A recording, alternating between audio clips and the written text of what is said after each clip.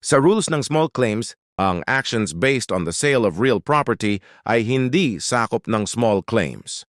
Ang small claims ay para sa personal property, services, loans o ibang utang na purely sum of money. Kaya kung ang habol mo ay balance ng lupa dahil sa bentahan ng real property, sa technical na pagbasa, excluded ito sa expedited small claims procedure. Pero heto ang twist na naguguluhan ng marami. Kung may separate written acknowledgement of debt or promissory note ang buyer, at malinaw na utang na lang talaga ang habol mo, pure collection of money, at hindi na pinagtatalunan ng lupa, may ilang courts na pumapayag na pumasok sa small claims dahil ang action ay hindi na tungkol sa sale ng lupa, kundi purely collection of money na.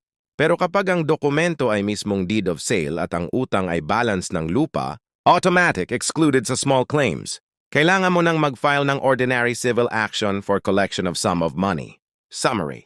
Ayas kung ang utang ay directly galing sa sale of real property, hindi small claims. Kung may hiwalay na dokumento ng utang at pera lang ang habol, pwede depende sa court. Kung may issue sa ownership o validity ng sale, hindi small claims. Kung gusto mong bawiin ang lupa, hindi small claims. Kung gusto mong siguradong tama, lumapit kay attorney engineer at GC Land Surveying.